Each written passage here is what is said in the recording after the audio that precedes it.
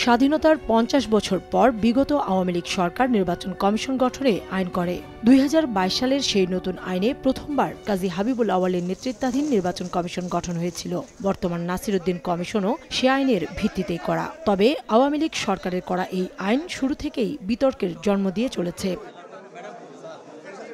এ আইনে বলা হয়েছে, রাষ্ট্রপতি, প্রধান নির্বাচন কমিশনার ও অন্যান্য নির্বাচন কমিশনার নিয়োগদানে ৬ সদস্যের একটি সার্চ কমিটি গঠন করবেন।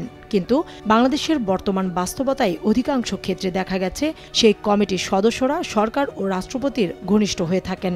সংবিধান অনুযায়ী প্রধানমন্ত্রী এবং প্রধান বিচারপতির নিয়োগ ছাড়া রাষ্ট্রপতির যে কোনো কাজে প্রধানমন্ত্রীর পরামর্শ নিতে হবে। ফলে সার্চ কমিটি গঠনেও সরকার প্রধানের প্রভাব বিস্তারের সুযোগ আছে।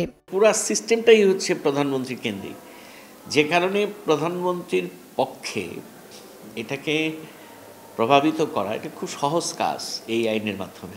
সার্চ কমিটিটা পুরোটাই একেবারে রুলিং পার্টি নির্ভর হয়ে গেছে। এটা একটা নিরপেক্ষ প্রতিষ্ঠান, একটা সাংবিধানিক প্রতিষ্ঠানের জন্য এটা আমার মনে হয় এটা যুক্তিপূর্ণ না।